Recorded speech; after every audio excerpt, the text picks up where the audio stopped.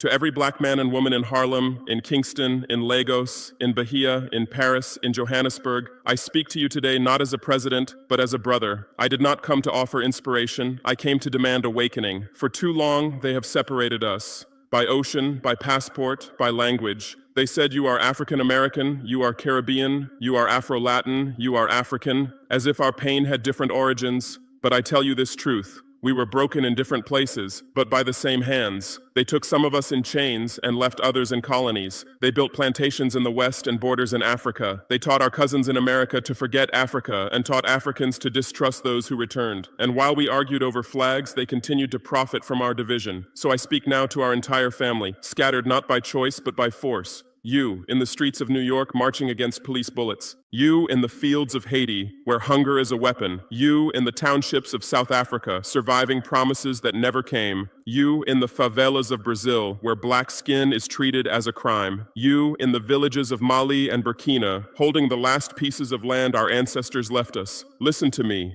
You are never minorities. You are a scattered nation. They want you to believe your fights are different. They want you tired, ashamed, disconnected. They want you dancing to their music, wearing their names, speaking their tongues, yet unable to speak to each other. But hear me now. The system that kills you in the streets of America is the same system that steals from us in Africa. The bullets that strike you are funded by the gold they take from us. The prisons that cage you are built with the wealth they drain from African soil. We are not facing different enemies. We are facing one enemy in different masks. I am not here to comfort you. I am here to remind you. You are not powerless. You are disconnected. And that is exactly what they fear. That one day the children of Harlem and the children of Ouagadougou will speak the same language, resistance. So today I do not send you a speech. I send you a message. Wake up. Not as citizens of different nations, but as one black world. They broke us in two halves, one taken across the sea, one kept under the sun. They took you and they kept us. You became slaves in foreign lands. We became slaves in our own land. They wrote different chapters for us, but in the same book of suffering. You were chained in ships. We were chained by taxes. You were beaten in fields. We were beaten in schools. You were told you had no past. We were told we had no future. The lie. They fed you to those in America, Europe, the Caribbean. They said, Africa sold you. They wanted you to hate your origin. To those of us in Africa, they said, the diaspora abandoned you. They wanted us to doubt your return. They poisoned our memory because they fear what happens if we recognize each other again. If the stolen and the colonized begin to speak as one, their empires end. They gave you freedom without power. Yes, they passed laws. Yes, they granted civil rights or independence. But freedom without land is prison without walls. Independence without control is a flag without authority. In America, they gave you rights, then built prisons to contain you. In Africa, they gave us flags, then built banks to control us. They kept you captive with bars. They kept us captive with debt. Same master, different chains. The Africa they hid from you. They did not want you to remember that Africa had empires before Europe had nations. They did not want you to see a continent that gave birth to mathematics, metallurgy, medicine, long before they called us primitive. So they showed you famine, not fertility. They showed you war, not wisdom. They showed you huts, not history. And you were taught to return as tourists, not as heirs. Why I speak to you now, I am not calling you back to Africa to live here. I am calling you back to Africa to belong here. Not everyone must return in person. Some will return in investment, some in skill, some in voice, But all of you must return in loyalty, because a people scattered can be hunted. A people connected cannot be conquered. You were taken by force. We were kept by force. And now we must rise by choice. To my brothers and sisters in America, the Caribbean, Brazil, Europe, I speak to you with truth, not comfort. You were not freed. You were forgotten. They did not liberate you. They abandoned you with new chains. Chains of poverty, chains of policing, chains of identity loss. They ended slavery only to begin a new science, the science of silence. They freed your body, but kept your history. They erased your language. They renamed your ancestors. They reduced your kings to tribes, your queens to myths, your empires to villages. They allowed you to vote, but not to own. They allowed you to speak, but not to remember. And every time you rose, they built something new. Laws, prisons, chemicals, campaigns. But still, you rise. They kept us apart on purpose. When African nations gained independence, they did not invite you home. They feared what would happen if the survivors of plantation pain joined those who survived colonial rule. Imagine, Harlem's strategy with Sahel conviction, King's dream with Sankara's discipline, Malcolm's fire with Nkrumah's blueprint. That was their nightmare and must become our mission. Your identity was not lost. It was stolen. Do not let anyone tell you you have no roots. Your roots are not beneath you, they are behind you, and we are here, holding them, waiting. Return, not to geography, but to genealogy. You are not African because you were born in Africa. You are African because Africa was born in you. Why I call you now, I do not ask you to leave America. I do not ask you to abandon Brazil, Jamaica, Haiti. I ask you to remember who you are, so that when the world tries to define you, you can redefine yourself. We do not need your applause.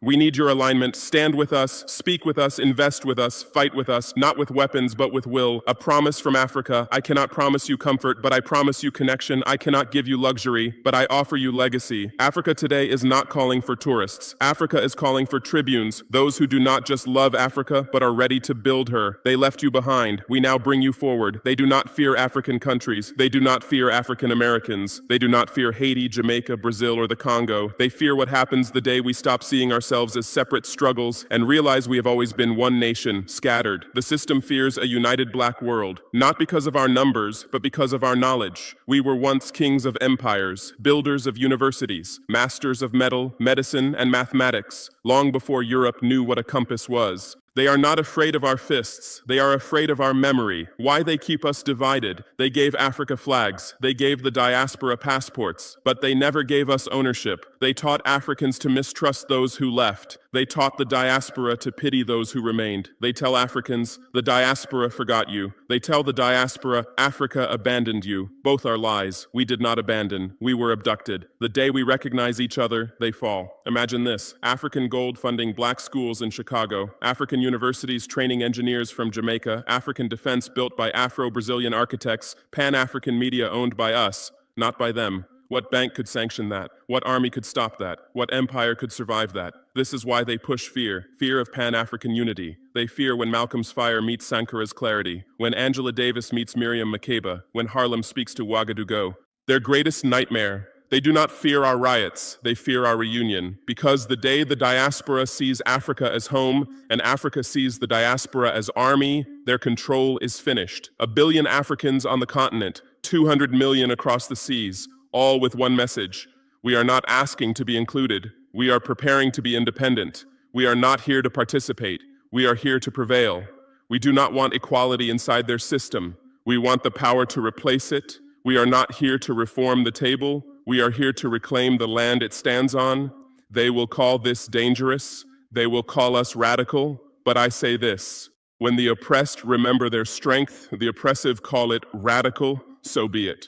To my brothers and sisters in the United States, they call you a minority, but how can the children of Africa ever be called a minority? You are not a minority, you are the lost majority. They reduce you to statistics, they hand you slogans like diversity and inclusion. But inclusion into a system built on your oppression is not progress, it is containment. They want you to fight for a seat at their table. You march, you vote, you plead. Yet every time you rise, they change the law, they change the curriculum, they change the target, they give you symbols, holidays, slogans, celebrities, but never systems. Land, media, industry, weapons. They say you are free, but freedom without ownership is captivity without chains. You hold the key they fear. Understand this: Black America is not a community. Black America is a sleeping nation, a nation with soldiers in every street, a nation with artists who move the world, a nation with intellects who built empires they were never allowed to own. And one day, when Black America decides not to integrate, but to initiate, the world order will shake. Your enemy is not your neighbor. They want you to believe the enemy is another citizen, another color, another class.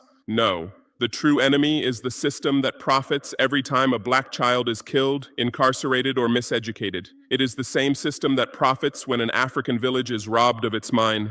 Different continents, same corporation. Return with power, not passports. I do not ask you to return to Africa with luggage. I ask you to return with loyalty. Bring your engineers, not just your entertainers. Bring your scholars, not just your slogans. Bring your builders, because Africa needs architects, not applause. A nation without a land is a nation in exile. Black America, hear me. You are not fighting for access. You are fighting for alignment with the continent that was stolen from you. Do not let them trick you into believing you are alone. You are 200 million strong across oceans, and Africa is waiting, not for your return, but for your recognition.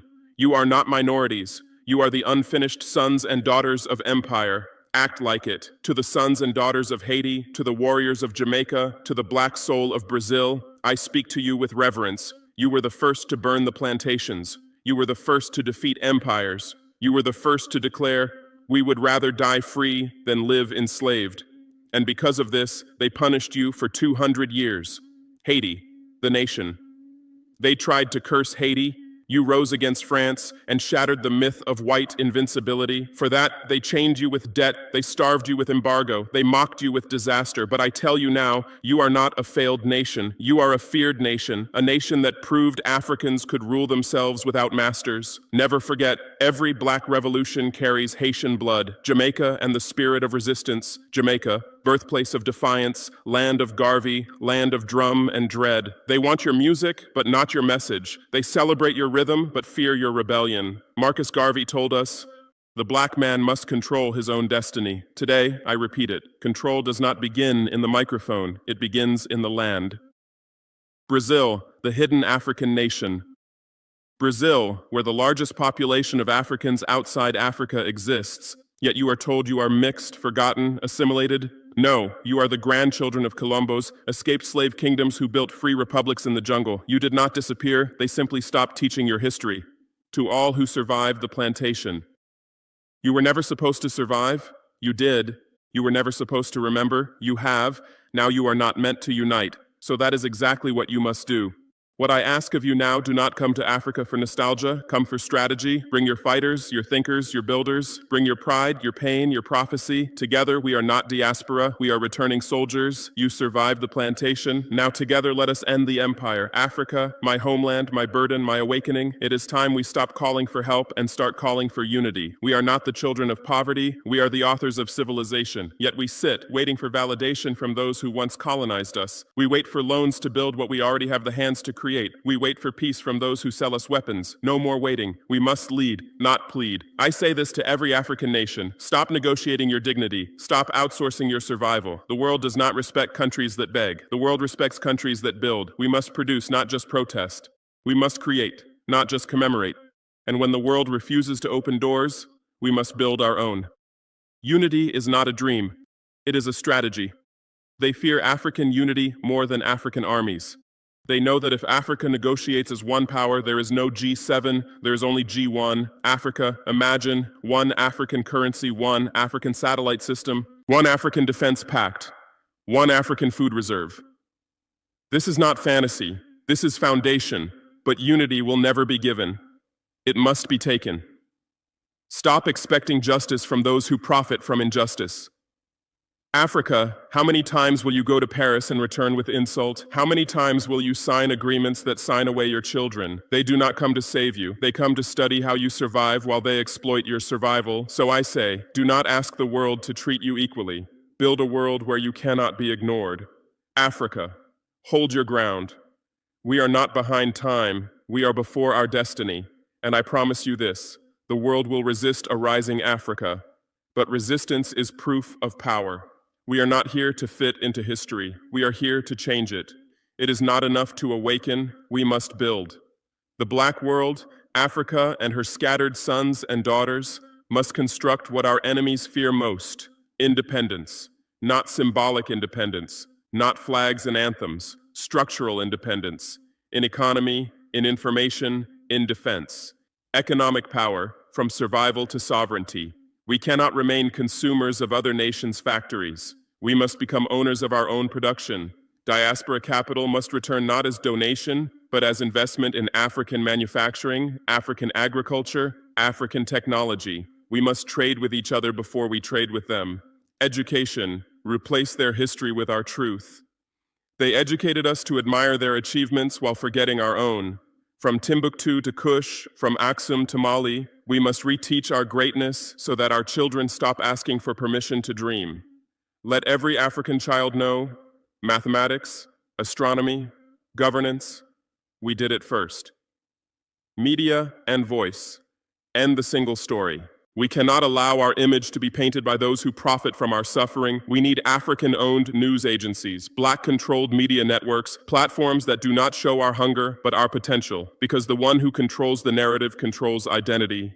Defense. Protect what we build. A nation with no army invites invasion. A people with no defense invites manipulation. I am not calling for war. I am calling for readiness. Africa must never again rely on foreign soldiers to protect African soil, and the diaspora must know our global defense is not military, it is unity. The new generation must do what the old could not. United, we hold the numbers. United, we hold the resources. United, we hold the destiny. What is missing is not power, but plan. Let this be the plan. Build what we were never allowed to finish. Guard what we were always meant to own. To every son and daughter of the black world, this is my final call. They expected us to remain divided. They expected us to remain wounded. They expected us to remain grateful for chains with new names. But I stand before you to tell you, the era of gratitude is over. The era of greatness begins. You are not fighting for equality. You are fighting for existence. Equality inside a burning house means nothing. We are not here to be included. We are here to inherit. We do not want a seat at their table. We want our table, built on our terms, on our land, for our children. Remember this oath. No black child anywhere on earth should die in a world that his ancestors built. Not in America, not in Haiti, not in Brazil, not in Africa. We built the first civilizations. We built their wealth. We built their empires. Now, we must build ours. The time for mourning is over. We have cried for centuries. We have marched for decades. We have begged for lifetimes. But tears do not build nations. Action does. If you must cry, let it be the last tear you shed unarmed with purpose. To the black world, this is your order. Unite your voice. Unite your skills. Unite your resources. Not for revenge, for reconstruction. Build banks. Build schools. Build defense. Build memory. Let every generation say of us, they did not complain. They created. My last word, I do not speak to be applauded. I speak to be echoed. I may fall tomorrow, you may never see me again, but if my voice survives in you, then I have not fallen, I have multiplied. Wake up, stand up, build what they fear, a black world without permission, because the day we stand as one, no power on earth can stand against us.